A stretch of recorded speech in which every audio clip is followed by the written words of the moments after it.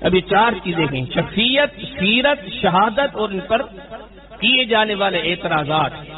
تو ان میں سے جو پہلی چیز ہے کہ شخصیت کتنی عظیم ہے، اب یہ جو نقطہ ہے، یقین جانیں کہ اگر اس نقطے کو ہی اگر بندہ صحیح نمونے سے سمجھے تو سارے معاملات صحیح ہو جاتے ہیں۔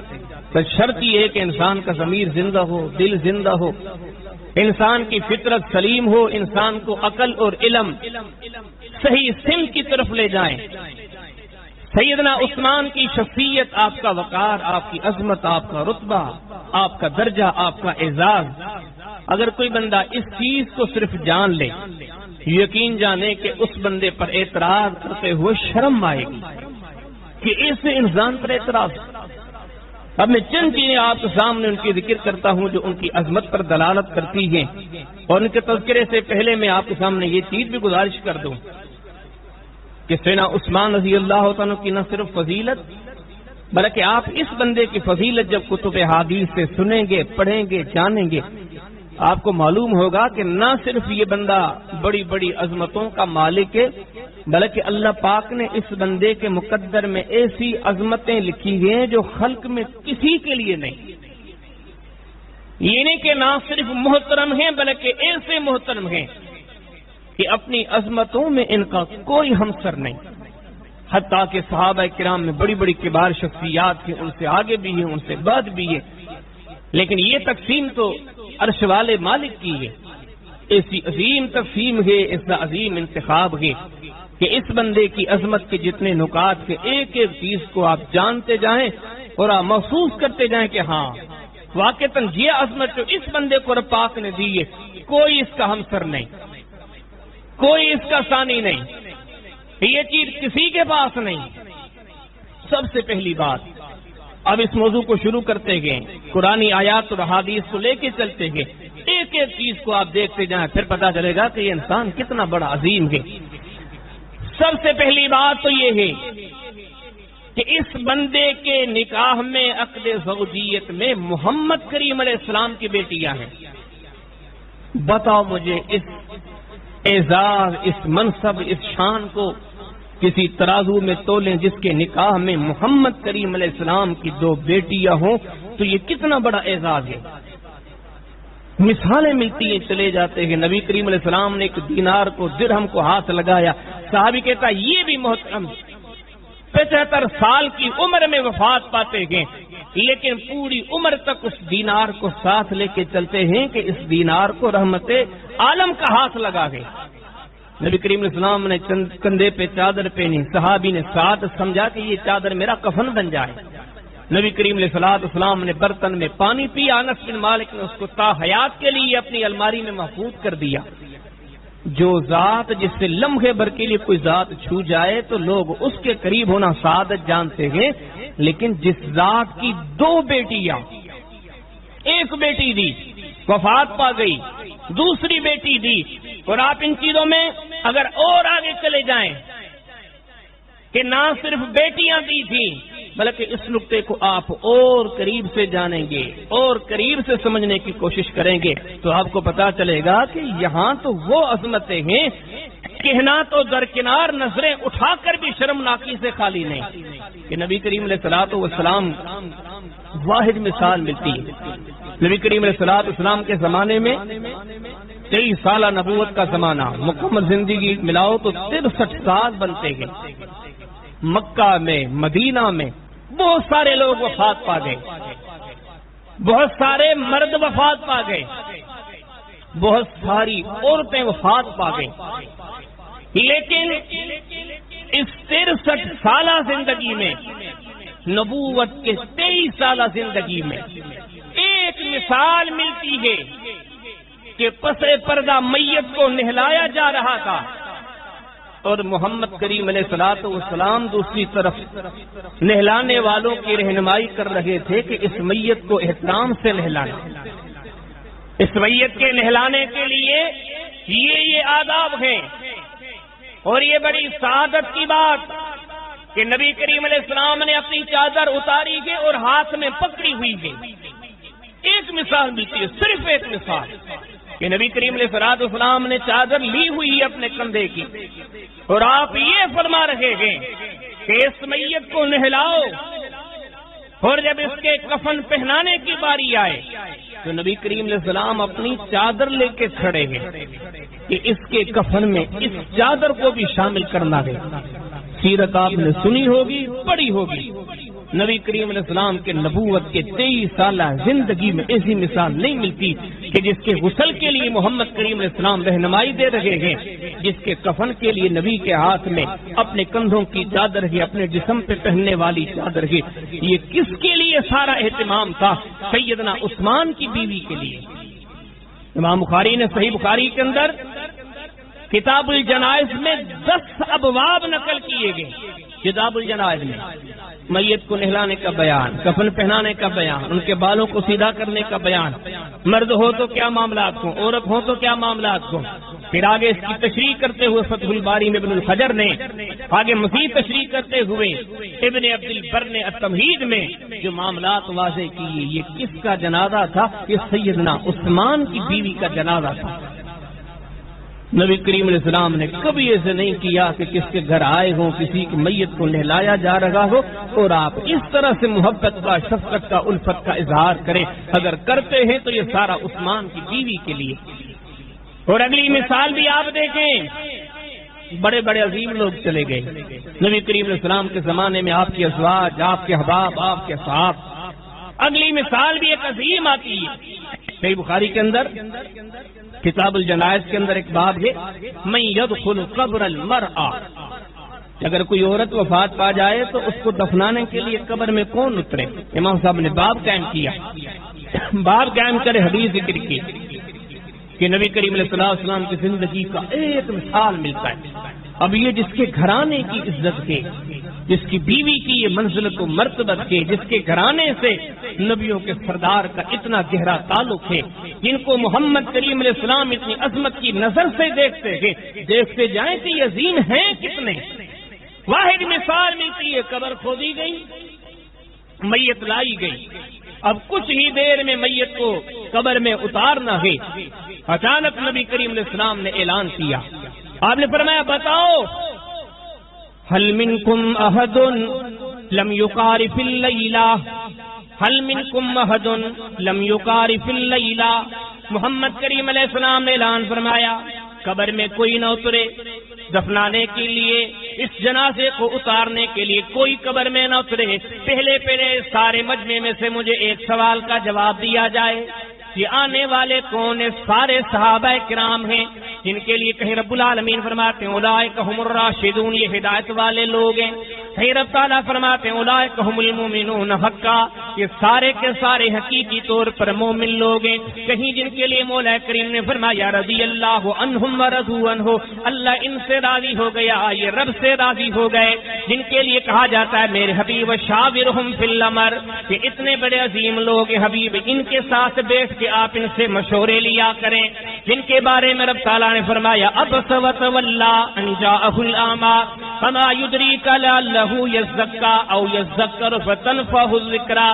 اللہ کے حبیب علیہ السلام نے لمحے بھر کے لیے کسی ایک صحابی سے نظریں ہٹائی تھی، عرش سے آواز آئی میرے حبیب ایسے نہ کریں، اس بندے کی طرف توجہ کریں کہ یہ بندہ آپ کو کہنا کیا چاہتا ہے۔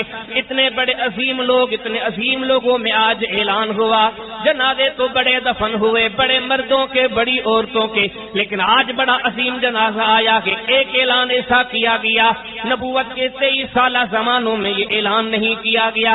محمد کریم علیہ السلام نے فرمایا اتنے سارے مجمع میں آپ میں سے کون سا وہ بندہ ہے جو رات اپنی بیوی سے نہیں ملا؟ ایک صحابی نے ہاتھ اٹھایا، اللہ کے نبی میں ہوں۔ فرمایا تیرے لیے حکم ہے، تو قبر میں اتر، اس میت کو اتار۔ یہ اتاری جانے والی میت کون دی؟ سیدنا عثمان کی بیوی۔ گھرانے کی اہمیت، گھرانے کی عزت محمد کی نظروں میں صلی اللہ علیہ وسلم، وہ ذات جس سے جڑنے سے عزتیں ملتی ہیں، ان کی نظروں میں جن کا احترام اتنا درجہ، واحد ذات ہے سیدنا عثمان رضی اللہ تعالی عنہ کی۔ سیرت کو ہم نے سنا ہوگا، پڑھا ہوگا، جانا ہوگا، لیکن میں آپ کو پہلے ہی ذکر کر چکا، یقین جانے جب دل سے ہم محمد کریم علیہ السلام کے صحابی کی سیرت طیبہ کو پڑھتے ہیں، ایک ایک نقطے میں عظیم لگتے ہیں۔ 23 سال نبوت کے زمانے میں ایک مثال ایسی ملتی، ایک مثال کہ نبی کریم علیہ الصلوۃ والسلام نے صحابہ کے جم غفیر کو 1400 صحابہ تھے، 1400 صحابہ کو اکٹھے کیا اور ایک وعدہ لیا۔ وعدہ کس چیز کا تھا کہ مر جائیں گے، مٹ جائیں گے، پیچھے نہیں ہٹیں گے۔ بخاری شریف کے اندر کتاب المغازی کے اندر ایک باب ہے، باب غزوۃ الحدیبیہ۔ نبی کریم علیہ الصلوۃ والسلام کے صحابی سیدنا سلمہ بن اکوع وہ بھی اس وقت موجود تھے۔ اس سے بعد میں کسی نے پوچھا کہ سلمہ، ہم نے سنا، ہم نے لوگوں سے معلوم کیا ہے، سنا ہے کہ نبی کریم علیہ السلام نے آپ سے حدیبیہ کے ٹائم پر وعدہ لیا تھا، الا ای شیء بایعتم رسول اللہ صلی اللہ علیہ وسلم، آپ بتا سکتے ہیں کہ اللہ کے رسول نے آپ سے کون سا وعدہ لیا تھا؟ اس وعدے کا تذکرہ قرآن نے بھی فرمایا ہے، فرمایا لقد رضی اللہ عن المؤمنین اذ یبایعونک تحت الشجرہ فعلم ما فی قلوبہم وانزل السکینہ۔ اللہ کے پیارے حبیب علیہ الصلوۃ والسلام نے درخت کے نیچے اپنے صحابہ کو اکٹھے کیا، 1400 صحابہ گئے، قطاروں میں کھڑے گئے۔ آپ نے فرمایا کہ آؤ، ایک ایک ہوتا بندہ آئے، میرے ہاتھ پہ ہاتھ رکھے بیعت کرے، مجھ سے وعدہ کرے۔ اللہ کے حبیب کون سا وعدہ؟ کہ مر جائیں گے، مٹ جائیں گے، لیکن بدلہ لیں گے، مکہ والوں سے بدلہ لیے بغیر واپس نہیں ہوں گے۔ یہ کس کے بارے میں ہو رہا تھا؟ نبی کریم علیہ السلام کے نبوت کے 23 سالہ زمانے میں کسی کے لیے نہیں کیا گیا، یہ کیا گیا تو سیدنا عثمان کے لیے۔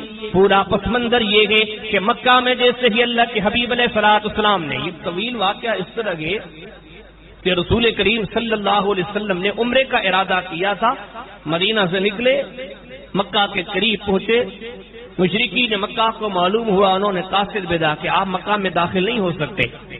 نبی کریم علیہ السلام نے فرمایا اچھا ٹھیک ہے، ہم رک جاتے ہیں۔ اللہ کے پیارے حبیب علیہ الصلوۃ والسلام نے سیدنا عثمان کو روانہ فرمایا کہ عثمان، آپ مکہ میں بڑے باوقار ہیں، اہل مکہ آپ کی عزت کرتی ہے، اور دکھ تو ان باتوں کا ہوتا ہے کہ عثمان تو وہ تھا جس کے کافر بھی عزت کرتے تھے، مکہ کے بت پرست بھی جس کی عزت کرتے تھے۔ بڑی پڑی ہے سیرت کی کتابیں، چاہے شیعوں کی ہو چاہے سنیوں کی ہو، سب میں لکھا ہوا ہے کہ غزوہ حدیبیہ ہوا تھا۔ بیعت رضوان کا واقعہ سب کے ہاں مسلم ہے اور سب نے لکھا گئے، سنیوں نے بھی لکھا، شیعوں نے بھی لکھا کہ بیعت رضوان کے وقت محمد کریم علیہ الصلوۃ والسلام نے سب سے باوقار کوئی ذات جانی جو مکہ والوں سے جا کے بات کرے تو سیدنا عثمان کی ذات تھی۔ مسلمان بھی احترام کرتے ہیں، کافر بھی احترام کرتے ہیں، لیکن دکھ ہو کہ آج اس عظیم ذات پر تبرے اور تبصرے ہو۔ بہرحال نبی کریم علیہ السلام نے جیسے ہی بھیجا، لیکن وہ جیسے ہی گئے پیچھے لوگوں نے ایک افواہ چلائی، لوگوں نے کہا کہ عثمان شہید کر دیے گئے۔ جس سے شہادت کی خبر عام ہوئی تو نبی کریم علیہ الصلوۃ والسلام نے سارے صحابہ کو اکٹھے کیا۔ ہم پہلے تو ارادہ یہ کر رہے تھے کہ ہم عمرہ کرنے کے لیے آئے گے۔ آپ نے تو صحابہ کرام کے تھرو یہ پیغام بھی بھیجا تھا مکہ والوں کو، ہم لڑنے نہیں آئے، ہم مقابلہ نہیں کرنے آئے، مکہ پہ چڑھائی کرنے کے لیے نہیں آئے، ہم آئے ہیں عمرہ کرنے کے لیے، ہم عمرہ کر کے واپس جائیں گے۔ لیکن جب پتہ چلا کہ انہوں نے عثمان کو شہید کیا ہے، محمد کریم علیہ السلام اپنے احباب کے ہاں بیٹھ کے وعدہ کرتے ہیں جو قوم عثمان کو شہید کرے ہم سارے کٹ جائیں گے، بدلہ لیے بغیر واپس نہیں جائیں گے۔ نبوت کے 23 سالہ زمانے میں، 23 سالہ زمانے میں شیعہ سنی ساری کتابوں کو آپ اگر پڑھ ڈالیں، کھنگال ڈالیں، کوئی مثال نہیں ملے گی کہ محمد کریم علیہ السلام نے کسی شخصیت کے لیے اس طرح کا عہد و اقرار لیا ہو کہ دشمن سے مر مٹ جائیں گے لیکن پیچھے نہیں ہٹیں گے۔ اگر یہ قدم اٹھایا تھا تو عثمان کی شہادت کا سن کر۔ اور اگلی بات، حدیث کتاب صحیح مسلم کتاب فضائل الصحابہ باب فضائل عثمان، یہ جملہ بار بار دہرانا نہیں چاہتا لیکن آپ کو پھر بھی اس چیز کی طرف متوجہ کرتا جاؤں، نہ صرف عظمتیں ہیں بلکہ اس طرح کی عظمتیں ہیں کہ خلق میں کوئی ثانی نہیں، کوئی شریک نہیں، کوئی ہمسر نہیں۔ اما عائشہ فرماتی ہے کہ میں بیٹھی ہوئی تھی، نبی کریم علیہ الصلوۃ والسلام گھر کے حجرے میں موجود تھے، جیسے گھر کا ماحول ایک بڑا آزادانہ ماحول ہوتا ہے۔ اللہ کے حبیب علیہ الصلوۃ والسلام بے تکلف بیٹھے ہوئے تھے، آپ نے اپنے کپڑے ہٹائے ہوئے تھے، اپنی شلوار کو، اپنی دھوتی کو اوپر کیا ہوا تھا، پاؤں ظاہر تھے، نبی کریم علیہ السلام ٹیک لگا کے سوئے ہوئے بیٹھے ہوئے تھے۔ اما فرماتی ہیں کہ اتنے میں کسی نے دروازے پہ دستک دی، آپ نے پوچھا کہ کون ہے؟ کہا گیا اللہ کے حبیب سیدنا ابو بکر صدیق ہے۔ اما عائشہ نے فرمایا کہ میرے والد ابو بکر ہیں۔ آپ نے فرمایا کہ ان کو آنے دو۔ ابو بکر صدیق رضی اللہ تعالی عنہ اندر آتے ہیں، نبی کریم علیہ الصلوۃ والسلام سے بات چیت کی، گفتگو کی، چلے گئے۔ پھر کچھ دیر کے بعد پھر سے کسی نے اسی طرح ندا دی، دروازہ کھٹکھٹایا۔ رحمت والے رسول نے پوچھا گیا، یہ پوچھو کون ہے؟ بتائے گا اللہ کے نبی عمر آئیں گے۔ فرمایا کہ آنے دو۔ پھر عمر آئے، بات چیت ہوئی، گفتگو ہوئی، عمر واپس چلے گئے۔ حدیث میں آتا ہے کہ پھر کچھ دیر کے بعد دروازے پہ کھٹکھٹانے کی آواز۔ کائنات کے تاجدار نے پوچھا کہ کون ہے؟ بتانے والے نے بتا اللہ کے حبیب عثمان آئے ہیں۔ فرمایا کہ فی الحال ان کو روکو۔ نبی کریم علیہ السلام اٹھے، حدیث میں آتا ہے وَسَوَّى ثَوْبًا، اپنے آپ کو صحیح کیا، اپنے کپڑے صحیح کیے، جسے کسی کے اہتمام اور کسی کی تعظیم و توقیر کے لیے بندہ تیار ہو کے بیٹھے، نبی کریم علیہ السلام ایسے بیٹھے۔ آپ نے فرمایا کہ اب عثمان کو آنے دو۔ سیدنا عثمان آئے، سید عائشہ نے سارا کچھ دیکھا اور محسوس کیا۔ میرے والد ابو بکر آئے، محمد کریم علیہ السلام بیٹھے رہے، عمر بن خطاب آئے، محمد کریم علیہ السلام بیٹھے رہے، لیکن عثمان آئے تو اللہ کے پیارے حبیب علیہ السلام نے استقبال میں بیٹھ کر اپنے کپڑے سیدھے کیے، بڑے پروکار انداز میں ان کا استقبال کیا۔ سیدہ نے سارا کچھ دیکھا، قریب آ کے اللہ کے پیارے حبیب علیہ السلام سے پوچھنے لگتی ہے، اللہ کے نبی یہ کیا معاملہ؟ میرے والد ابو بکر آئے، آپ بیٹھے رہے، عمر آئے، آپ بیٹھے رہے، جب عثمان آئے آپ اٹھ کے سیدھے ہو کے بیٹھ گئے، یہ کیا معاملہ ہے؟ آپ نے فرمایا عائشہ سن، الا تستحی الا تستحی الا تستحی، عائشہ عثمان تو وہ ہے جس سے اللہ کے فرشتے بھی حیا کرتے ہیں، جس کو دیکھتا ہوا اللہ کے فرشتے بھی احترام کرتے ہیں، جس سے اللہ کے فرشتے احترام کرتے ہو، میں محمد کیسے نہ اس کا احترام کریں؟ خلق میں کسی کو یہ اعزاز نہیں ملا۔ اور فرمایا بدر دنیا میں مشہور ہے کہ بدر کا عظیم مارکا تھا۔ کئی قرآن فرماتے وَلَقَدْ نَصَرَكُمُ اللَّهُ بِبَدْرٍ وَأَنْتُمْ أَذِلَّةٌ وَاتَّقُوا اللَّهَ لَعَلَّكُمْ تَشْكُرُونَ۔ فرمایا بدر والے وہ عظیم انسان دے جن کی امداد کے لیے آسمانوں سے اللہ کے فرشتے اترے دے۔ فرمایا بدر والے وہ عظیم جوان دے، اللہ کے پیارے حبیب علیہ السلام نے اعلان فرمایا بدر کا دن تھا، بدر کا مارکا تھا۔ آپ نے فرمایا بدر والو، بخاری شریف کتاب المغازی باب فضل من شہد بدر، اعلان فرمایا بدر والو تم بڑے خوش نصیب ہو، آج آپ نے نہیں دیکھا لیکن مجھے محمد کریم علیہ السلام کو آگاہ کیا گیا ہے۔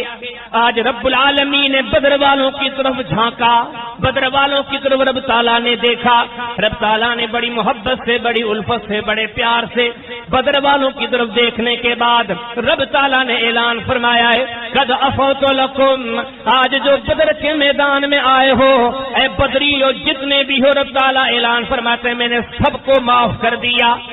قد وجبت لکم الجنہ، ہے بدر میں آنے والوں تم سب کے لیے جہنم حرام ہے، تم سارے کے سارے جنتی بن چکے ہو۔ بعض معاملات میں تو یہاں تک وضاحت ملتی ہے بدر والوں تم وہ مقام پا گئے ہو، وہ درجہ پا گئے ہو، وہ منصب پا گئے ہو، وہ عزت پا گئے ہو۔ اگر آپ ابھی اس عمل سے، اس نیکی سے دور ہو بھی جاؤ لیکن تم ایسے پکے جنتی ہو کہ تمہارے لیے گناہ بھی نقصان کار نہیں ہے۔ یہ بدر والے ہیں، لیکن قربان جائیے ان بدریوں میں ایک نام سیدنا عثمان کا بھی آتا ہے، جو ظاہری طور پر تو بدر پر نہیں جا سکے تھے، کہ ان کی بیوی جو نبی کریم علیہ السلام کی پیاری بیٹی تھی بیمار تھی، آپ نے فرمایا کہ عثمان آپ ان کی خدمت کریں، ہم بدر کی طرف چلتے ہیں۔ لیکن جب بدر سے واپس آئے آپ نے فرمایا کہ عثمان صحیح بخاری کے اندر کتاب فرسل خمس کے اندر ایک باب ہے اذا باس الامیر رسولا، نبی کریم علیہ السلام نے فرمایا کہ عثمان ان لکا اجر رجل ممن شہد بدرا وسہمہ، آپ نے فرمایا عثمان تو مدینے میں تھا لیکن تو ہمارے ہر معاملے میں برابر کا شریک ہے، تیرے لیے بدر والوں جتنا اجر بھی ہے، تیرے لیے بدر والے مال میں سے غنیمت کا مال بھی ہے۔ جس کو بدری کہا گیا ہو، جس کو جنت کی بشارت ہے، یہ تو اتنا عظیم عنوان ہے۔ اگر ہم انہی روایات کو بیان کرنے میں لگ جائیں کہ محمد کریم علیہ الصلوۃ والسلام نے اس بندے کو کتنی بار جنت کی بشارتیں دی، یقین جانو کہ اپنی یہ جمعے کی نشست ان روایات میں لگ جائے، ایک بار نہیں، دو بار نہیں، 20 بار۔ صحیح بخاری کے اندر کتاب فضائل اصحاب النبی صلی اللہ علیہ وسلم، باب یہ چیپٹر باب فضائل عثمان، راوی حدیث سیدنا ابو موسیٰ اشعری رضی اللہ تعالی عنہ، یمن کا مرد مجاہد، فرماتے ہیں کہ ایک دن ہم مدینہ کے کسی باغ میں بیٹھے تھے، ہمارے ہاں نہیں ہوتا، وہاں پر اس دور میں سے ہوتا تھا کہ باغوں کی گرد دیواریں ہوتی تھی، اور ادھر بھی کسی زمانے میں ہوتا تھا کہ باغوں کو باغوں کے مالکان دیواریں دے کے داخل ہونے کے لیے دروازے لگا دیتے تھے۔ صحابی فرماتے ہم باغ میں بیٹھے تھے، اتنے میں کسی نے دروازے کا باغ کا دروازہ کھٹکھٹایا۔ نبی کریم اسلام کے ساتھ ابو موسیٰ اشعری فرماتے میں اکیلا بیٹھا تھا، لیکن جس سے ہی دروازہ کسی نے کھٹکھٹایا، نبی کریم اسلام نے فرمایا ابو موسیٰ، جی اللہ کے ابھی، آپ نے فرمایا کہ دروازہ کھولو، وبشرہ بالجنہ، اس آنے والے کو جنت کی بشارت دو۔ یہ کون کہتے محمد کریم صلی اللہ علیہ وسلم، جن کے بارے میں رب تعالیٰ نے فرمایا والنجم اذا ہوا ما ضل صاحبكم وما غوا وما ينطق عن الهوى ان هو الا وحی یوحی۔ خلق میں کسی کی بات آئے، سنے نہ سنے، توجہ دیں یا نہ دیں، دلچسپی لے یا نہ لے، وہ الگ بات ہے، لیکن فرمایا محمد کریم علیہ الصلوۃ والسلام وہ گے، ہر بات کی طرف توجہ دینی پڑے گی، دلچسپی لینی پڑے گی، کیونکہ محمد کریم علیہ السلام کی ہر بات رب کی طرف سے ہے، رب کی طرف سے بولنے والے نبی نے اعلان فرمایا۔ آپ نے فرمایا دروازہ بھی کھولو، آنے والے کو جنت کی بشارت بھی دو۔ صحابی فرماتے میں نے دروازہ کھولا، کون سے؟ ابو بکر صدیق تھے۔ میں واپس آیا، بیٹھا، پھر کچھ دیر کے بعد دروازہ کھلا، اللہ کے پیارے حبیب علیہ السلام نے ارشاد فرمایا، آپ نے فرمایا دروازہ بھی کھولو، دروازے پہ آنے والے کو جنت کی بشارت بھی دو۔ فرماتے پھر میں دروازہ کھولنے کے لیے گیا، کون دروازے پہ ملے؟ سیدنا عمر بن خطاب ملے، ان کو لے آیا، واپس آ کے وہ بھی بیٹھے، میں بھی بیٹھا۔ اب تیسری بار پھر سے دروازہ کھٹکھٹانے والے نے دروازہ کھٹکھٹایا۔ دنیا کہتی ہے وہ نعمتیں، وہ لذتیں، وہ تحفتے، وہ تحائف، وہ ٹکٹیں، مقام والے تو یہ لوگ ہیں جن کے بھی جنتوں کی ٹکٹیں تقسیم ہو رہی ہیں۔ آپ نے فرمایا اب تو جب تیسری بار جانے والا ہے، یہ تیسری بار جس نے دروازہ کھٹکھٹایا ہے، ابو موسیٰ اس بندے سے جا کے مل، اس بندے کو دو باتیں کہنی ہے، پیچھے جو آئے سب کو ایک ایک بات انہیں کہی، لیکن اس بندے کو دو باتیں کہنی ہے۔ فبشرہ بالجنہ، پہلی تو بات اس بندے کو جنت کی بشارت دینی ہے، اور اس بندے کو دوسری یہ بات بھی ہماری طرف سے کہہ دینی ہے کہ تیری زندگی میں آگے بڑے مشکل مراحل آ رہے ہیں۔ فرماتے دروازے پہ آیا تو کون تھا؟ سیدنا عثمان رضی اللہ تعالی عنہ۔ حدیث میں ایک دن کھڑے کھڑے نبی کریم علیہ السلام نے 10 صحابہ کے نام لیے۔ تو نبی داؤد کے اندر کتاب السنہ باب الخلفاء 10 بندوں کے نام لیے، فلاں بھی جنتی، فلاں بھی جنتی، ابو بکر فی الجنہ، عمر فی الجنہ۔ تیسرا جس بندے کا نام آیا، آپ نے فرمایا کہ عثمان فی الجنہ، جنتی کہہ دیا گیا دنیا میں یہ جنتی ہے۔ جو زمین پر چلتے تھے، ابھی زندہ تھے، حال حیات تھے، لیکن مقام یہ تھا، منصب یہ تھا، رتبہ و درجہ یہ تھا، ان کی حیاتیوں میں اعلان ہو گیا کہ یہ جنتی ہے۔ اور نہ صرف اعلان ہوئے، ترمذی شریف کے اندر ابواب المناقب کے اندر ایک باب ہے سیدنا عثمان رضی اللہ تعالیٰ کی فضیلت کا بیان، ان کے نبی کریم صلی اللہ علیہ وسلم کے کہے ہوئے کلمات۔ اللہ کے حبیب علیہ السلام نے ایک دن بیٹھ کے ارشاد فرمایا، آپ نے فرمایا کہ تم میں سے جو لوگ من یشتری بئر روما فلہ الجنہ، جو بندہ مسلمانوں کے لیے پانی کا کنواں خرید کرے، مدینے میں کوئی کنواں نہیں، جو کنواں ہے یہودیوں کا ہے، یہودی پانی پیسوں سے دیتے ہیں، مسلمانوں کے غریب لوگ پانی خرید نہیں سکتے، کوئی ہے تم میں سے جو یہ کنواں خرید کے فی سبیل اللہ وقف کر دے، اس کنویں کے بدلے میں اسے جنت ملے گی۔ پھر آسمان کھڑے ہوئے، انا یا رسول اللہ صلی اللہ علیہ وسلم، اللہ کے حبیب یہ عمل میں کروں گا۔ آپ نے فرمایا جنت کی بشارت ہے۔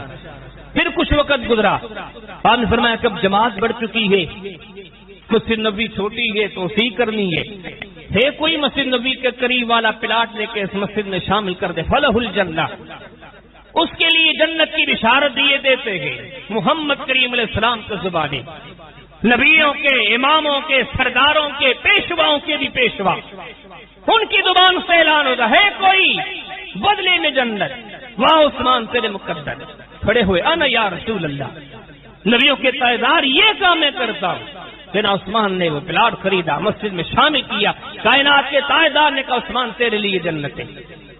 جنگ تبوک کی باری آئی، آپ نے فرمایا کہ من جہش جیش الاسرا فلہ الجنہ، آج مسلمانوں کو بڑی ضرورت ہے، دشمن بڑا طاقتور ہے، پر بعض روایات میں آتا ہے کہ دشمن کو اپنا اتنا غرور تھا اپنی طاقت پر، وہ اپنے علاقے سے نکل چکا تھا، نکلنے کا ارادہ کر چکا تھا، وہ اپنے مغرورانہ انداز میں دشمن کہتا ہے کہ مسلمان کون ہے، ارے اتنی سی بستی مدینہ کی، اور ہم دنیا پہ حکومت کرنے والے عیسائی، ہمارا مذہب پرانا، ہماری تہذیب پرانی، ہم طاقتور، ہم اکثریت والے، یہ کیا مقابلہ کریں گے؟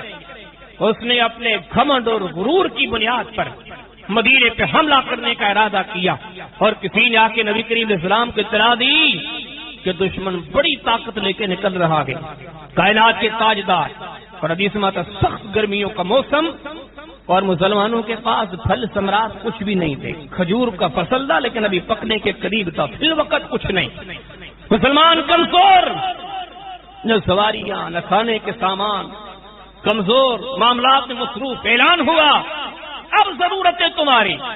آپ نے فرمایا کہ من جہش جیش الاسرا فلہ الجنہ، جو چلے گا، جو اس معاملے میں مدد دے گا، مسلمانوں کے ساتھ معاونت کرے گا، اس کے لیے جنت کی بشارت ہے۔ اگر ساری حدیثوں کو سامنے رکھتے ہیں، عثمان اول نمبر پہ نظر آتے ہیں، کبھی اللہ کے حبیب علیہ السلام کے سامنے آتے گزارش کرتے، اللہ کے حبیب اتنے گھوڑے میں نے دے دیے، اتنے اونٹ میں نے دے دیے، اتنے گھوڑے سامان سمیت میں نے دے دیے، اتنے اونٹ میں نے سامان سمیت دے دیے، حتیٰ کہ حدیث میں آتا جب یہ بندہ آخری بار آیا اپنے بغل میں بہت ساری اشرفیاں لے کے آیا، بہت سارے دینار لے کے آیا، دیناروں کے ڈھیر نکال کے محمد کریم علیہ الصلوۃ والسلام کے سامنے رکھ دیے۔ حدیث میں آتا اللہ کے حبیب علیہ الصلوۃ والسلام نے بڑی محبت سے یہ دینار لیے، لینے کے بعد گننے لگ گئے، اللہ کے حبیب علیہ السلام ہاتھوں میں دیناروں کو ہلانے لگ گئے اور بڑا قیمتی اعلان فرمایا، سیدنا عثمان کی عظمتوں پر قربان جائیں، بہت ساری عظمتیں ہیں لیکن اگر ایک جملہ یہی دیکھا جائے ان کے عظیم ہونے کے لیے کافی ہے۔ اللہ کے پیارے حبیب علیہ السلام نے فرمایا، آپ نے فرمایا ما ضر عثمان بعد اليوم، ما ضر عثمان بعد اليوم، ما ضر عثمان بعد اليوم، عثمان تو جنتی ہے، ایسا جنتی ہے، آج کے بعد تو نیکیاں کرنا چھوڑ دے، سارے معاملات کو ترک کر دے، لیکن تیرے جنتی ہونے میں پھر بھی کوئی شک نہیں، کوئی معاملہ نقصان نہیں کر سکتا، تو نے اتنی وفائیں کی ہے کہ تو پکا ٹھکا جنت۔ یہ وہ انسان ہے، دنیا میں بہت سارے لوگ آئے، بہت سارے لوگ آ رہے گے، جا رہے گے، جائیں گے، لڑ رہے گے، عبادتیں کر رہے گے، مجاہدان، غازیان، مجاہد، شہید خلق کا وہ بندہ ہے کہ نبیوں کے بعد اگر کوئی عظیم ہے تو شہید ہے۔ حدیث کتاب سنن دارمی کے اندر، کتاب الجہاد کے اندر شہید کی فضیلت کا باب محمد کریم علیہ السلام نے فرمایا کہ اللہ کے عرش کے نیچے جنت کا سب سے جو پہلا طبقہ ہے، سب سے پہلا طبقہ نبی کریم علیہ السلام نے فرمایا کہ وہ نبیوں کا ہے، وہاں پہ نبی ہے، لیکن نبیوں کے بعد سب سے پہلا طبقہ، عابد بعد میں، زاہد بعد میں، عالم بعد میں، نیک بعد میں، جتنی نیکیاں کر کے آئیں جتنا زہد ہو، تقوی ہو، پرہیزگاری ہو، کائنات کے تاجدار نے فرمایا سب بعد میں، نبیوں کے بعد سب سے پہلا طبقہ ہے تو شہیدوں کا ہے۔ اور فرمایا کیوں کہ جہاد جیسی کوئی عبادت ہی نہیں۔ حدیث کی کتاب صحیح بخاری میں کتاب الجہاد والسیر کا پہلا باب ہے، باب فضل الجہاد والسیر۔ نبی کریم علیہ الصلوۃ والسلام نے ارشاد فرمایا جب آپ سے پوچھا گیا، آپ سے کسی نے پوچھا اللہ کے حبیب دلنی الی عمل یہدل الجہاد، نبیوں کے سردار کوئی نیکی بتائیں، کوئی عمل بتائیں جو جہاد کے برابر ہو۔ نبی کریم علیہ الصلوۃ والسلام نے ارشاد فرمایا، آپ نے فرمایا جہاد کے برابر، سنو میں محمد کریم علیہ الصلوۃ والسلام اعلان کرتا ہوں لا اجد، ایسا کوئی عمل ہی نہیں جو جہاد کے برابر ہو۔ اور یقین جانیں کہ اسلام جتنا بڑا جہاد کی بدولت، آج یمن میں اسلام ہے، آج شام میں اسلام ہے، ارے ہم سندھ میں ادھر موجود ہیں، سندھ میں اسلام کسے پہنچا؟ اسی جہاد کی بدولت۔ مسلمانوں کے سارے مسائل کا حل جہاد ہے، خطے میں جتنے معاملات ہیں، جتنی خامیاں ہیں، جتنی برائیاں ہیں، سب کا علاج جہاد ہے۔ اور میں آپ کو بتاؤں ہم نہیں سمجھتے، کافر سمجھتا ہے۔ ہم اپنی ترقی، آج 14 اگست کا دن تھا، ہم نے کیا کیا؟ ہم نے ہرے کپڑے پہنے، ہرے جھنڈے لیے، 4 نعرے لگائے، آ کے بیٹھ گئے، اور ہم نے یہ سوچا کہ ہم نے جشن آزادی منا دی۔ یہ تو وہ چیزیں ہیں جن سے کوئی فرق نہیں پڑتا۔ قوموں کی تقدیریں وہ بدلتے ہیں جو جذبے جہاد سے اللہ کی زمین پر، اللہ کی دھرتی پر اللہ کے نام کی سربلندی کی عزم کرتے ہو۔ حقیقت تو یہ ہونا چاہیے۔ محمد کریم علیہ الصلوۃ والسلام کو مکہ ملا، بڑے خوش ہوئے، قرآن کہتا ہے، آیتیں اتری، انا فتحنا لک فتحا مبینا لیغفر لک اللہ ما تقدم من ذنبک وما تأخر۔ نبی کریم علیہ السلام کی وحی اتری، ہمارے محبوب مکہ آپ کو فتح کر کے دیتے ہیں، آپ مکہ میں غالب آئیں گے۔ حدیث میں آتا اللہ کے حبیب علیہ السلام اتنے خوش ہوئے، صحابی فرماتے اتنے خوش ہوئے کہ صحابی فرماتے میں نبیوں کے سردار سے گفتگو کرنے لگا، میری طرف توجہ ہی نہیں دی۔ میں نے پوچھا اللہ کے رسول کیا بات ہے؟ میں آپ سے بات کر رہا ہوں، آپ نے توجہ نہیں دی۔ آپ نے فرمایا میرے صحابی آج ایک سورت اتری ہے جس میں مکہ کی فتح کا تذکرہ ہے، اور فتح مکہ کی خوشی نے ایسا مجھے خوش کر دیا میں تیری طرف توجہ نہیں دے سکا۔ لیکن نبیوں کے سردار نے مکہ فتح کر کے یہ نہیں کہا کہ ہر سال یہاں جشن نکلے گا، معاملات ختم۔ مسلمان صرف مکہ کے لیے تو نہیں آئے، مسلمان تو پوری دنیا پر حکومت کرنے کے لیے آئے گے، اسلام تو پوری دنیا پر غالب ہونے کے لیے آیا ہے۔ ارے مکہ ملا بھی یمن تو نہیں ملا، جب یمن ملا کہا اب تو شام نہیں ملا، جب شام ملا کہا اب عراق مل گیا کہا اب ایران، جب ایران ملا خطے، کیونکہ اسلام تو یہ چاہتا ہے قاتلوہم حتی لا تکون فتنہ ویکون الدین للہ، اللہ کا کلام۔ رب تعالیٰ فرماتا ہے لڑو، حاصل کرو خطے، کسی ایک خطے کو حاصل کر کے یہ نہ کہو کہ بس منزل مل گئی، نہیں، جب تک پوری دنیا پر اسلام کا پرچم، ایمان کا پرچم نہیں لہرایا جاتا، مسلمانوں آگے بڑھتے رہو۔ اب ہم کیسے جشن مناتے ہیں؟ ہمیں پاکستان کی جو قرارداد ملی، کئی علاقے ہمیں کہے گئے کہ آپ مسلمانوں کو ملیں گی، ابھی تک نہیں ملے۔ نہ صرف ہم سے روکے گئے بلکہ ان کو پیٹا گیا، مارا گیا، تڑپایا گیا۔ ہندوستان میں کیا کچھ ہوتا ہے مسلمانوں کے ساتھ کیا ہم کو معلوم نہیں ہے؟ پچھلے دنوں میں قربانی کے دنوں میں گائے کی قربانی کے نام پر کتنا ظلم ہوا، جس سے ڈھکی چھپی بات تو نہیں ہے۔ سال کا عرصہ گزر گیا، کشمیر کے معاملات کیا گئے؟ یہ تو ہمارا خطہ قریب قریب کا، دنیا کے شرق و غرب، جنوب و شمال میں دیکھو۔ تو میں آپ کو بتا رہا تھا کہ جہاد، اہل اسلام، ان کو چاہیے کہ تھوڑی سی چیز حاصل کر کے یہ نہ سمجھے کہ بس معاملہ ختم۔ مسلمانوں پہ یہ وزن رکھا گیا ہے کہ لڑتے رہو، مقابلہ کفر کا کرتے رہو، جب تک پوری دنیا پر اسلام نافذ نہ ہو جائے۔ پاکستان کے خطے کو حاصل کر کے ہم یہ نہیں کہہ سکتے کہ سب کچھ مل گیا، نہیں مسلمان تب مطمئن ہو گئے جب ہندوستان پر بھی اسلام کا پرچم چھا جائے، بلکہ پوری دنیا پر اسلام کا پرچم چھا جائے۔ اور یہ سارا کچھ ہونا جہاد سے۔ آج ہم ہند میں مسلمان ہیں، سندھ میں مسلمان ہیں، جہاد کی بدولت۔ ہاں ترکی میں، یمن میں، شام میں، جہاں جہاں معاملات میں جہاد کی بدولت۔ تو جہاد سب سے بڑی عبادت ہے۔ جہاد دنیا میں انقلاب لانے والا عمل ہے۔ دنیا کے حالات کو، دنیا کے معاملات کو بدلنے والی چیز جہاد ہے۔ اور آج کفر کی جو سب سے بڑی چر ہے وہ جہاد سے ہے، مساجد سے نہیں، قرآن کے صحائف سے نہیں، قرآن کے کتب سے نہیں، کتب حدیث سے نہیں، کیونکہ کافر بھی جانتا ہے کہ جب مسلمانوں نے جہاد کی اہمیت کو جان لیا، مسلمان اس راستے پہ چل پڑے تو دنیا سے کفر کا نام مٹ جائے گا۔ مسلمانوں کی ترقی جہاد کے، اسلام کا غلبہ جہاد کے، اسلام کی عزت جہاد کے۔ تو میں آپ کو بتا رہا تھا کہ جہاد سب سے عظیم عمل، فرمایا کہ اس عمل کرنے والا، اس کے راستے پہ چل کے شہید ہونے والا سب سے بڑا عظیم ہے۔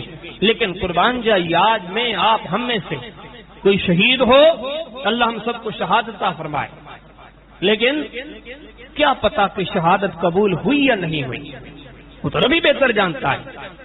لیکن عثمان وہ ہے کہ جنہیں زندگی میں محمد کریم علیہ السلام نے کہہ دیا کہ عثمان تو شہید ہے، تو جنتی ہے۔ حدیث کتاب صحیح بخاری کے اندر کتاب فضائل اصحاب النبی صلی اللہ علیہ وسلم کے اندر باب فضائل صحابہ کے اندر پھر انس بن مالک فرماتے ہیں آپ ایک پہاڑ پر کھڑے تھے، پہاڑ کون سا؟ جبل احد۔ اچانک جبل ہلنے لگا۔ یہ ہمارے سردار کی عزت ہے۔ مسلمانوں کٹ جاؤ ہر طرف سے، محمد کریم علیہ السلام سے جڑ جاؤ، بھول جاؤ دنیا کیا کہتی ہے، لوگ کیا کہتے ہیں، سماج کیا کہتا ہے، معاشرہ کیا کہتا ہے۔ ہر طرف سے کٹ کے آؤ اس ذات کی طرف جو پتھر سے بھی، جبل سے بھی گفتگو کرنا جانتا ہے، جبل کو بھی پابند کرتا ہے۔ جبل احد ہلا، محمد کریم علیہ الصلوۃ والسلام کے ہونٹوں پر کچھ کلمات آ گئے۔ آپ نے فرمایا کہ اس کو احد، تھم جا جبل احد، رک جا جبل احد، فانما علیک نبی وصدیق وشہیدان۔ جبل تھم جا، رک جا۔ حدیث میں انس بن مالک فرماتے ہیں اللہ کے پیارے حبیب علیہ الصلوۃ والسلام نے پاؤں کی ٹھوکر دی ماری جبل احد کو، اور آپ نے فرمایا احد تھم جا اپنی جگہ پر، رک جا اپنی جگہ پر، تیرے وجود پر ایک نبی کھڑا ہے، تیرے وجود پر ایک صدیق کھڑا ہے، تیرے وجود پر دو شہید کھڑے ہیں، ایک میرا عمر کھڑا ہے، دوسرا میرا عثمان کھڑا ہے۔ جتنے شہیدوں کے فضائل ہیں، جتنے شہیدوں کے مناقب ہیں، سارے کے سارے سیدنا عثمان کو حاصل ہے۔ عثمان وہ ہیں جنہیں محمد کریم علیہ الصلوۃ والسلام نے اپنی زندگی میں، اپنی حیات طیبہ میں ہی بتا دیا کہ عثمان میرے سچے جانشین تم ہو۔ حدیث کتاب مسند احمد کے اندر حدیث نعمان بن بشیر کی سیریز ہے۔ نبی کریم علیہ الصلوۃ والسلام اپنے احباب کی محفل میں، اپنے اصحاب کی نشست میں بیٹھے ہوئے تھے، تو آپ نے فرمایا یہ قریب قریب جو حدیث کے الفاظ کا جو معاملہ نظر آتا ہے، نبی کریم علیہ الصلوۃ والسلام کی زندگی کے آخری ایام یا آخری ماہ سے، آپ نے فرمایا مسلمانوں ان قریب مجھے محمد کریم علیہ الصلوۃ والسلام کی زندگی ختم ہو جائے گی، میں دنیا سے چلا جاؤں گا، لیکن ایک چیز کی میں وضاحت کرتا ہوں آپ کے سامنے۔ آپ نے فرمایا کہ ثم تکون خلافۃ علی منہاج النبوۃ، لیکن میرے جانے کے بعد گھبرانے کی بات نہیں، میرے جانے کے بعد میرے نقش قدم پر، میرے طرز و طریقے پر، میرے منہج پر دنیا میں خلافت قائم ہوگی۔ یہ کس نے کہا تھا؟ محمد کریم صلی اللہ علیہ وسلم نے۔ اور آپ نے فرمایا کہ ایسا میرے بعد میرے خلفاء کا ایسا عظیم ماحول ہوگا۔ حدیث کتاب سنن ابن ماجہ کے اندر، کتاب سنت کے اندر، باب اتباع خلفاء راشدین المہدیین کے اندر نبی کریم اسلام کا عظیم فرمان فرمایا علیکم سنتی و سنت خلفاء الراشدین المہدیین۔ آپ نے فرمایا سنو میری پیروی کرو، میرے دنیا سے چلے جانے کے بعد میرے کچھ خلفاء آئیں گے، اور نام ساتھ میں ملا گیا خلفاء راشدین، ان کی پیروی کرنی ہے۔ اور نبی کریم علیہ السلام نے تو اتنی وضاحت فرمائی، آپ نے فرمایا کہ میرے بعد میرے خلیفے آئیں گے، میرے خلفاء آئیں گے، ان کا زمانہ کتنا ہوگا؟ پھر عثمان، دیگر خلفائے راشدین کی عظمت. نبی کریم علیہ السلام نے فرمایا کہ میرے بعد 30 سالوں تک میرے بعد میرے جانشین، میرے ہدایت والے خلیفے ہوں گے. امام احمد بن حنبل کی کتاب فضائل الصحابہ، اس میں ایک باب ہے، باب فضائل عثمان. نبی کریم علیہ السلام نے ارشاد فرمایا کہ الخلافۃ 30 عاما. آپ نے فرمایا کہ میرے بعد خلافت کا سلسلہ 30 سالوں تک چلے گا. سیدنا ابو بکر صدیق کے 2 سال ہیں، سیدنا عمر بن خطاب کے 12 سال ہیں، آگے سیدنا عثمان کے 10 سال ہیں، سیدنا علی رضی اللہ تعالیٰ کے 6 سال ہیں. انشاءاللہ چند جمعے چھوڑ کر اس موضوع پر بھی گفتگو کریں گے کہ خلافت کیا ہے. یہ جو عام طور پر کہا جاتا ہے کہ نہیں خلافت یہ تھی، خلافت وہ تھا، خلافت فلاں کا حق بنتا تھا، فلاں بیٹھ گیا، یہ ساری چیزیں جہالت پر مبنی ہیں، نہ ضد پر مبنی ہیں، نہ تعصب پر مبنی ہیں. آپ قرآن و سنت کے دلائل کو سامنے رکھنے، الجھنے کی ضرورت ہی نہیں. محمد کریم علیہ السلام نے سارا کچھ بتا دیا ہے، ہمیں فیصلہ کرنے کی ضرورت ہی نہیں. کوئی آج کہے کہ میں قاضی بن کر فیصلہ کرتا ہوں خلافت کس کا حق تھا، خلیفہ کس کو بننا چاہیے تھا، ہمیں الجھنے کی ضرورت ہی نہیں. محمد کریم علیہ السلام نے اپنے کلمات کے ذریعے فیصلہ صادر فرما دیا ہے. اب ضرورت ہے اس فیصلے کو پڑھنے کی. جو نہیں پڑھتے، نہیں جانتے، وہ ابھی تک الجھے ہوئے ہیں.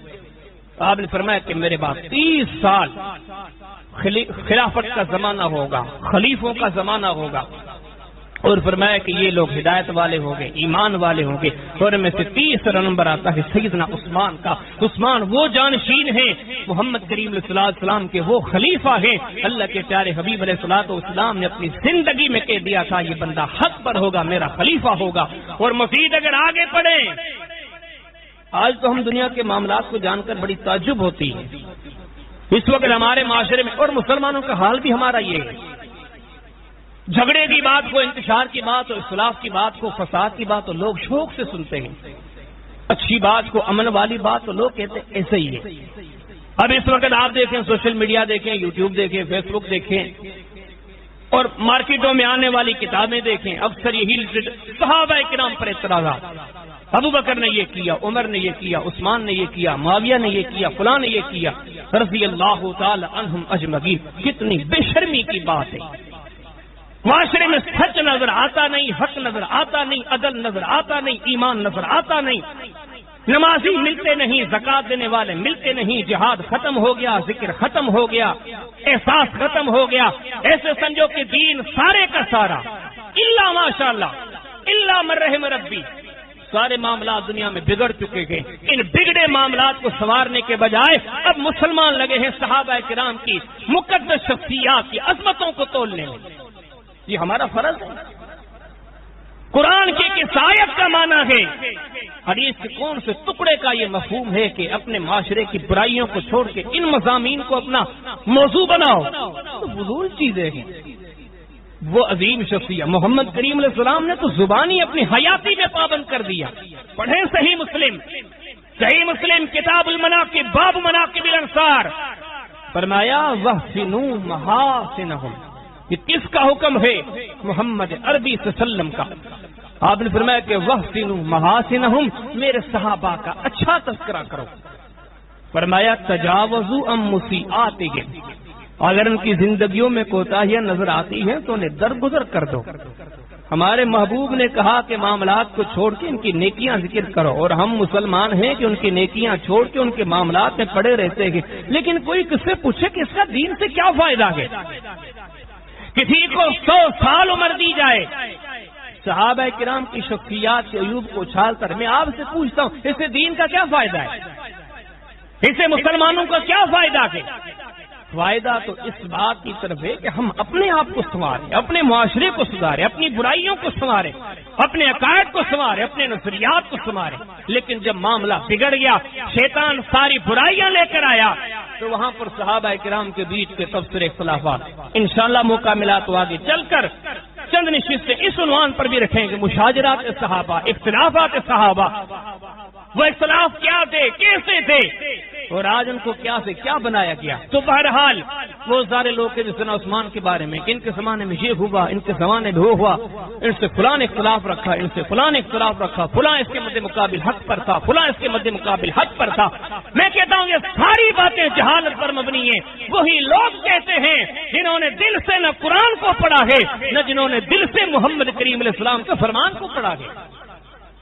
آپ نے قرآن نے سے تو نہیں کہا کہ اے حبیب ہم نے آپ کو وہ کلام دیا کہ تبیان لکل شیء، جس نے ہر چیز کو بیان کر دیا.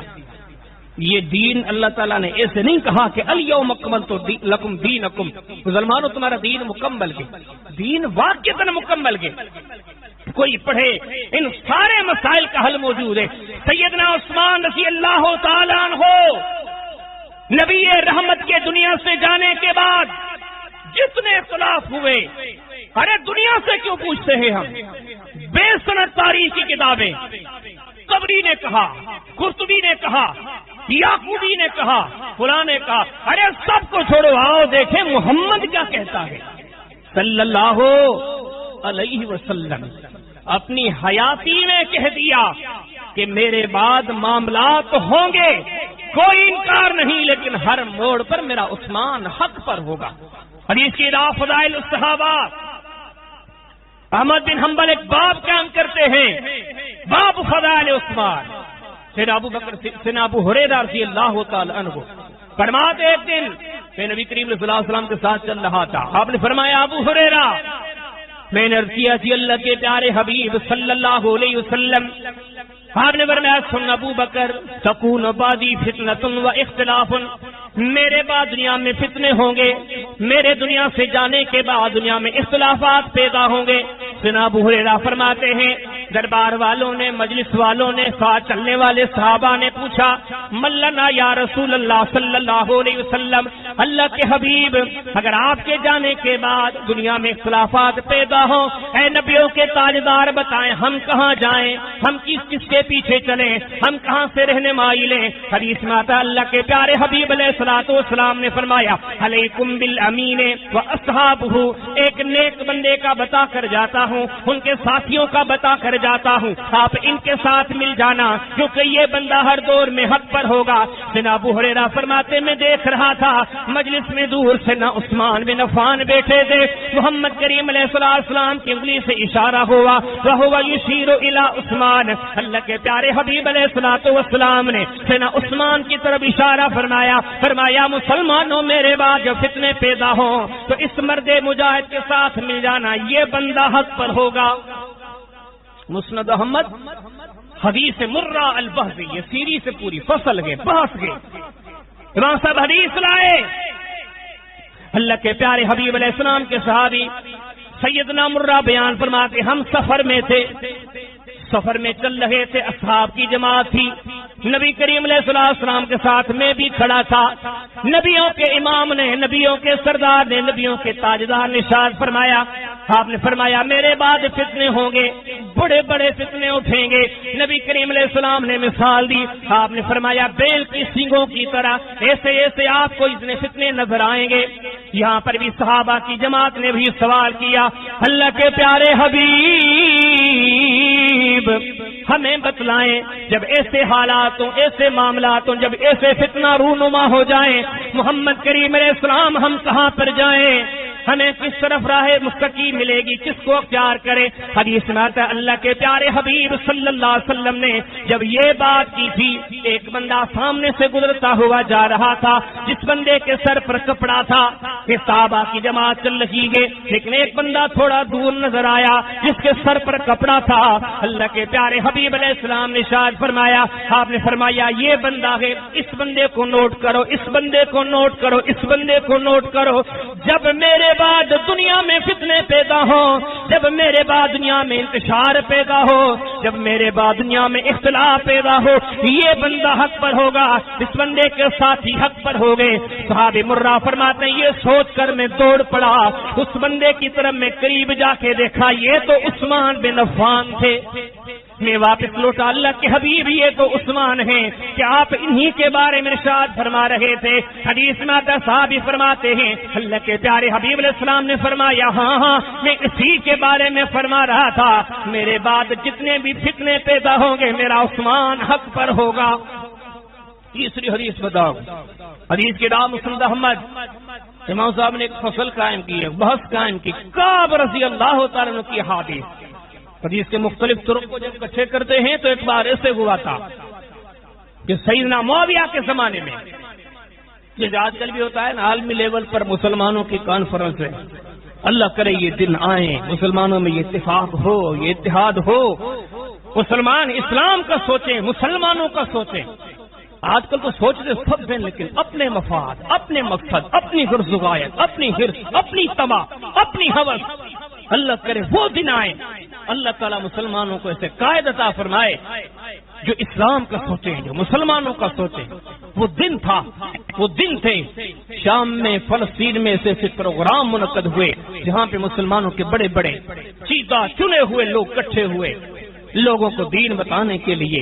حدیث میں آتا ہے کہ فلسطین میں ایک جگہ پر جہاں پہ چند صحابہ کرام سے کچھ اور لوگ تھے, نصیحتیں کر رہے تھے لوگوں کو, اچانک باری آئی کعب رضی اللہ تعالیٰ عنہ کی. حدیث میں آتا ہے کہ کعب رضی اللہ تعالیٰ فرماتے ہیں خطبے کے لیے کھڑے ہوئے, خطبے کے لیے کھڑے ہو کر جب کافی ساری باتیں کی, ان میں سے ایک بات سے نقاب یہ بھی ارشاد فرماتے ہیں کہ میرے دوستوں, میرے ساتھیوں, میں محمد کریم علیہ الصلوۃ والسلام کے ساتھ تھا. کائنات کے تاجدار نے حالات و معاملات کا تذکرہ فرمایا. آپ نے فرمایا کہ میرے جانے کے بعد بڑے معاملات بگڑیں گے, بڑے اختلاف ہوں گے, بڑے فتنے ہوں گے. اللہ کے حبیب علیہ الصلوۃ والسلام نے یہ چیزیں ذکر کی اور آپ نے جب یہ معاملات سنائے, صحابہ کرام ہر سوال کا جواب چاہتے تھے, ہر فتنے سے بچنا چاہتے تھے. پھر فوراً کے ہونٹوں پر یہ جواب تیرتے ہوئے آئے اللہ کے حبیب اگر معاملات بگڑ جائیں پھر. بلکہ نبی کریم علیہ السلام نے تو یہاں بھی فرمایا, آپ نے فرمایا وہ کر رہا. صحابی کہتے ہیں کہ نبی کریم علیہ السلام نے جن فتنوں کا تذکرہ فرمایا, آپ نے فرمایا دور نہیں ہے, بہت قریب ہے, میرے جانے کے بعد بہت جلد دیکھو گے. تو صحابی نے پوچھا اللہ کے رسول اتنے بڑے فتنے اور آپ کے جانے کے فی الفور بعد آئیں گے, حل کیا ہے, کہاں جائیں؟ تو نبی کریم علیہ الصلوۃ والسلام نے سیدنا عثمان سامنے بیٹھے تھے, ان کی طرف اشارہ کرتے فرمایا کہ ھذا یومئذ علی الحق, کے اس وقت بھی جب دنیا میں فتنے ہوں گے, دنیا میں بگاڑ ہوگا, دنیا میں شیطان کا حملہ ہوگا, انسانیت اور خاص طور پر مسلمان کے راہ راست کو چھوڑ کر بگڑ کر چل پڑیں گے. لیکن ھذا یومئذ علی الحق, میرا عثمان اس وقت بھی حق پر ہوگا. آپ کو اس سے چمٹنے کا میں حکم دیتا ہوں, آپ ان سے جڑ جائیں. محمد کریم علیہ السلام نے اپنے زمانے میں ان کی عظمتوں کا تذکرہ کیا. آپ نے چلے جانے کے بعد آپ نے فرمایا یہ بندہ خلیفہ راشد ہے, اپنے چلے جانے کے بعد آپ نے فرمایا کہ حالات جیسے بھی بگڑیں لیکن یہ بندہ عظمتوں کا, رفتوں کا, درجتوں کا, منزلتوں کا یہ صاحب ہوگا. آگے جب صحابہ کے زمانے آئے, صحابہ کرام کا زمانہ, آپ یہ زمانہ پڑھ کر دیکھیں, صحابہ کی جماعت ایک ایک بندے کے زبان سے سنا عثمان کے تذکرے کیسے گئے. سیدنا عبداللہ بن عمر کے سامنے صحیح بخاری کے اندر کتاب فرض الخمس کے اندر ایک باب کے اذا باس الامیر رسولا, سیدنا عبداللہ بن عمر کے سامنے ایک بندے نے صرف اتنا کہا تھا کہ عثمان رضی اللہ تعالی عنہ بدر میں شریک ہوئے تھے کہ نہیں ہوئے تھے. تو بندہ پوچھنا چاہ رہا تھا. سیدنا عبداللہ بن عمر نے جیسے سنا آپ نے فرمایا کہ تو وہ بندہ ہے خدا کرے کہ تو ہلاک ہو جائے. عثمان کے بارے میں ایسے کلمات, عبد الرحمن بن عوف کے کلمات, صحیح بخاری کتاب الحکام, امام بخاری نے بار بیان کیا کیف یبتاع الامام, امام کی بیعت کیسے لی جائے. جس سے نہ عثمان کو خلیفہ مقرر کیا جانے لگا, فجر کی نماز کے وقت کے بعد مسلمان مسجد میں بیٹھے, سارے صحابہ موجود تھے اور عبد الرحمن بن عوف نے 3 دن بڑی بھاگ دوڑ کی تھی, مدینہ کے خطے کے ہر بندے سے ملے. بعض روایات میں آتا ہے مرد تو مرد, عورتوں سے بھی پوچھا کہ کس کو خلیفہ بنایا جائے. 3 دنوں کے بعد پوری بھاگ دوڑ کی اور وہ رات تو پوری رات جاگے تھے. فجر کی نماز سے پہلے جو شورا فی سیدنا علی کے دیگر صحابہ کرام جو سب کو بلایا, فجر کی نماز پڑھی. فجر کی نماز کے بعد سیدنا عبد الرحمن بن عوف کھڑے ہوئے اور آپ نے فرمایا کہ ولم ارہم یعدلون بعثمان, میں نے پورے خطے کو دیکھا ہے میں نے سارے مسلمانوں کو دیکھا کہ میں ہر مسلمان کی زبان سے عثمان کا نام سنتا ہوں یہ خلیفہ ہو۔ جب خلیفے مقرر کیے گئے سن عبداللہ بن مسعود نے بڑے قیمتی کلمات کہے، بڑے قیمتی الفاظ کہے۔ امام ابن ابی شیبہ نے اپنی مصنف میں کئی اماموں نے وہ کلمات نقل کیے۔ وہ فرماتے ہیں کہ سیدنا عثمان کی ہاتھ پر بیعت کی، بیعت کر کے فارغ ہوئے، کہا اللہ کا بہت بڑا شکر ہے، عرش والے کا بہت بڑا احسان ہے کہ ہم ایک نعمت کے قدردان بنے۔ امیر عمر کے جانے کے بعد ہم نے اس بندے کو منتخب فرمایا جو سب سے بڑا عظیم تھا۔ یہ چیزیں جب سوچتے گئے، صحابہ کی جماعت، صحابہ کرام، عبد الرحمن بن عوف، عبداللہ بن عمر، عبداللہ بن مسعود، کس کس صحابی کا نام لیا جائے، انصار، مہاجرین، آگے حدیث کے کلمات پڑھیں۔ جب سیدنا عثمان کی بیعت کی جانے لگی سب سے پہلے سیدنا علی بڑھتے گئے، مہاجر بڑھتے گئے، انصار بڑھتے گئے۔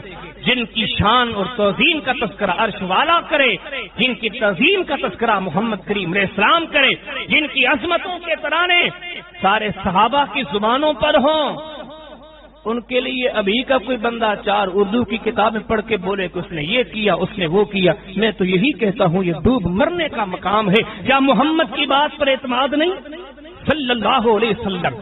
کیا اصحاب رسول کے انتخاب پر اعتماد نہیں؟